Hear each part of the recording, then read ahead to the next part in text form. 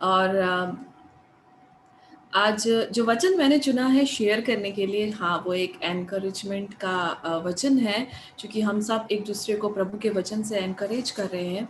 लेकिन साथ ही साथ जब मैं आज इस वचन को पढ़ रही थी तो बहुत सारे क्वेश्चन मार्क मेरे मन में उठने लगे, तो मैंने सोचा कि उस सवालों के विषय में भी कुछ बात की जाए। तो आज का जो वचन है, चलिए उसे सबसे पहले पढ़ते हैं, जो पाया जाता है भजन संहिता 107 उसकी पहली आयत में। ये बहुत ही सुपरिचित वचन है और हम कई बार जब गीत गाते हैं तभी इस वचन को हम लोग यूज़ करते हैं। तो मैं ये वचन आपके सामने पढ़ूंगी और वचन कहता है, यहोवा का धन्यवाद करो क्योंकि वह भला है और उसकी करुणा सदा की है।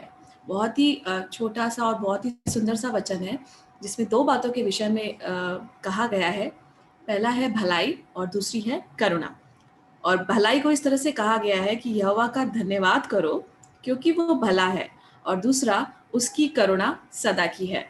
अगर हम इन दो शब्दों के विषय में बात करें, सबसे पहले भला के विषय में या भलाई के विषय में, तो जब हम भलाई के शब्द के बारे में सोचते हैं तो सबसे पहले हमारे दिमाग में बहुत सारी पॉजिटिव बातें और अच्छी अच्छी बातें आती है। या जब हम इमेजिन करेंगे ओके हम भला काम करना कैसे होगा, तो शायद हमारे पास्टर का बारे में हमको इमेजिन, हम उनका उनका चेहरा शायद हम इमेजिन करने लगे, या हमारे पेरेंट्स का, या ऐसे किसी व्यक्ति का जो हमेशा भला काम करता है।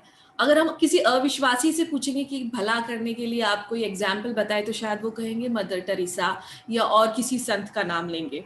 और अगर हम हमारे विषय में बात करें, पर्सनली मैं अपने बारे में बोलूँ, तो जब मैं भलाई के बारे में सोचूंगी तो सबसे पहले मेरे दिमाग में भले के विषय में यीशु मसीह का ही जो कैरेक्टर है, यीशु मसीह का जो चेहरा है, जो इमेजिनेशन है, उसके कार्य है, वो सामने आएंगे। क्योंकि हर एक समय में he was very positive, he was so loving and so kind. तो वो हमेशा मदद करने के लिए, भलाई करने के लिए रेडी होते थे। कई बार हमारे जीवन में ऐसी सिचुएशंस आ जाती है जब हम कंफ्यूज हो जाते हैं कि अब हम क्या करें। जैसे कि सपोज किसी ने हमारे साथ बुरा किया है और अब हम उसको जवाब देना चाहते हैं, लेकिन कई बार हम कंफ्यूज होते हैं कि जवाब कैसे दें। तो मुझे एक पास्टर ने कहा था कि जब तुम कंफ्यूज हो तो ऐसा करो, तब अपने आप को ये इमेजिन करो कि इस जगह प्रभु यीशु मसीह होते तो क्या करते, और वही तुम करो। और मैंने जब इस बात को सोचा तो मुझे थोड़ी सी हंसी आई कि कितना सरलता से उस पासवान ने वो जवाब को दिया कि उस जगह यीशु मसीह होते तो क्या करते। तो वही अगर हम अपने जीवन में कोई काम कर रहे हैं या किसी ने हमारे साथ कुछ भी किया है और हमको उसका जवाब देना है, जरूर नहीं कि वो नेगेटिव ही जवाब हो, लेकिन हमें उसे कुछ ऐसा जवाब देना है जिससे प्रभु यीशु मसीह का चरित्र झलके, तो हमें वही करना पड़ेगा या सोचना पड़ेगा सबसे पहले कि इस जगह प्रभु यीशु मसीह होते तो क्या करते। अब ये भलाई की बात हुई, यहाँ तक तो मैं बहुत क्लियर थी। लेकिन जब मैंने करुणा के बारे में पढ़ा कि वचन कहता है उसकी करुणा सदा की है, हाँ उसकी करुणा सदा की है, ये बात तो सत्य है। हमेशा हम गीतों को गाते हैं, मैंने बहुत सारे बाइबल वर्स भी ढूंढे कि कहाँ कहाँ इस विषय में लिखा है कि उसकी करुणा सदा की है। तो मुझे लगभग 9 वचन ऐसे मिले हैं जब वचन कहता है कि उसकी करुणा सदा की है। बट बेसिकली जब हम करुणा की बात करते हैं, मर्सी की बात करते हैं, दया करो या ऐसी बात करते हैं, तो इसका मतलब कहीं ना कहीं एक न्याय के विषय में भी हमारे दिमाग में एक बात आती है कि अगर हम करुणा के लिए किसी से आग्रह कर रहे हैं या हम किसी से दया मांग रहे हैं, तो इसका मतलब है कि वो जो इंसान है वो न्याय करने बैठा है, वो एक न्यायी है। तो यहाँ से कंफ्यूजन स्टार्ट हुआ कि ओके, तो करुणा का मतलब यहाँ सिर्फ इतना ही नहीं है कि वो सिर्फ दया दया दिखाएगा, लेकिन करुणा का मतलब ये भी है कि वो एक न्यायी परमेश्वर है जो हम सबका न्याय करने भी आने वाला है। लेकिन जब हम एक सांसारिक तौर पे, जब हम छोटे बच्चे थे या कभी हमसे कोई गलती होती थी, तो हम अपने पेरेंट्स से सॉरी बोलते थे, माफी मांगते थे एंड कहते थे प्लीज इस टाइम छोड़ दो, नेक्स्ट टाइम मैं रिपीट नहीं करूंगा, मतलब इस टाइम थोड़ी सी करुणा दे दो, नेक्स्ट टाइम वो रिपीट नहीं होगा। तो वैसे ही एज ए पर्सन जब हम प्रभु के सामने आते हैं, उसके सामने अपनी प्रार्थना निवेदन को करते हैं, तो यही शायद हम प्रार्थना करते होंगे कि प्रभु मुझे माफ कर दो, मैं एक पापी मनुष्य हूँ, अपनी करुणा मुझे दिखा। क्योंकि जब वो समय आएगा, जब वो सिंहासन पे विराजमान होगा और सारी किताबें खोली जाएगी और हिसाब होगा हमारा, तब ये वर्ष काम आएगी कि प्रभु जो है वो एक करुणामय परमेश्वर है। इससे रिलेटेड मैंने बहुत सारी 9 वर्सेस निकाली जब वचन कहता है कि उसकी करुणा सदा की। कुछ उसमें से मैं आपके सामने पढ़ना चाहूंगी। पहली है पहला इतिहास 16 उसकी 34 वर्स। पहला इतिहास 16 उसकी 34 वर्स, इसको हम लोग पढ़ेंगे साथ में। और मैं इसे निकाल लूंगी।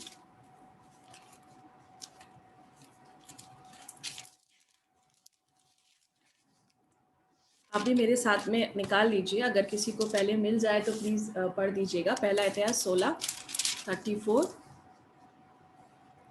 ओके, मुझे मिल चुकी है। यहोवा का धन्यवाद करो क्योंकि वो भला है और उसकी करुणा सदा की है। यहाँ पर भी पहला इतिहास में एज इट इज इस वचन को लिखा गया है।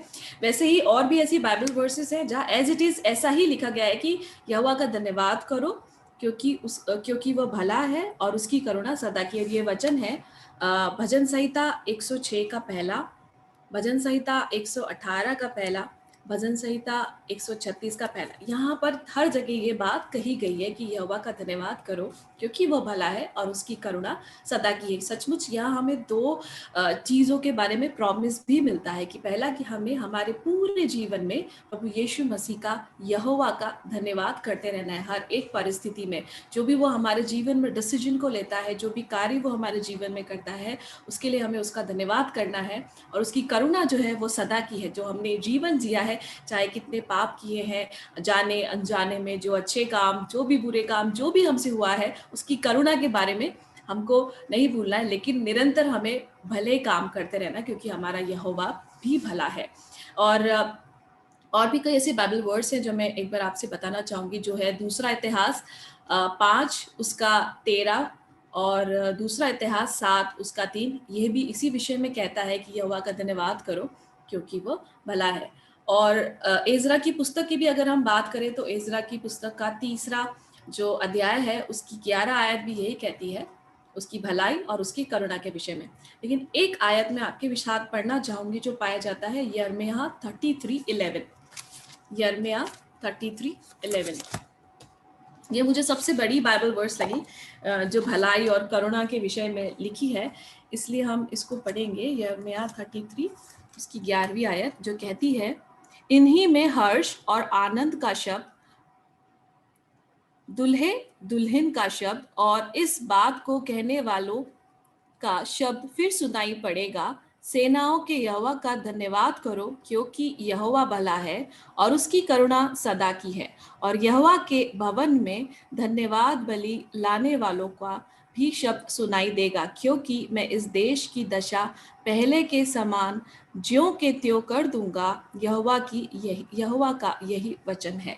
तो यहाँ पर हमें परमेश्वर के उस वादे का भी वर्णन मिलता है कि प्रभु क्या चीज़ करेगा हमारे देशों में, हमारे जीवनों में, और उसका शब्द जो है वो कितना बड़ा है, कितना महान है। तो ऑल टुगेदर आज के इस वचन से हमने यही सीखा कि हमें कैसे प्रभु का धन्यवाद करना है और उसकी करुणा को याद करते रहना है कि प्रभु जो है वो भला है, वो जो भी हमारे जीवन में करता है वो भला करता है, और हमेशा उसका धन्यवाद देना है और उसकी करुणा के बारे में सोचते रहना है कि वो एक करुणामय परमेश्वर है। हाँ, हमसे कई बार गलतियां हो जाती है, लेकिन कई बार हमारा पाप जो है हमें खींचता है कि हम प्रभु के कार्यों को ना करें। कई बार जब एक नया मनुष्यत्व हम प्राप्त करते हैं तो कई जवान बच्चे जो अपने बुरे कामों को छोड़कर प्रभु की ओर आगे बढ़ते हैं, क्योंकि मैंने कई जवानों से ये सुना है कि वो कहते हैं कि जब मैं प्रभु के लिए आगे काम करने जाता हूँ तो मुझे मेरा पुराना पाप याद आता है। तब मैं ये बाइबल वर्स उनसे शेयर करती थी कि प्रभु की जो करुणा है वो सदा की है। जो भी पिछले काम थे वो भूल जाओ, पुराने कामों को जब तुमने एक बार कन्फेस कर दिया है प्रभु के सामने और माफ़ी को मांग लिया है तो प्रभु अपनी करुणा तुमको दिखाएगा। और अब से आने वाले समय जैसा प्रभु कहता है जा और फिर पाप ना करना, उस आयत को तुम ध्यान में रखते हुए अपने आगे का जीवन बताओ। तो आज के लिए इतना ही। प्रभु का जो वचन है वो हमारे लिए एक आशीष का कारण ठहरे और इस वचन के द्वारा हम सबों को आशीष मिले। धन्यवाद। Thank you so much.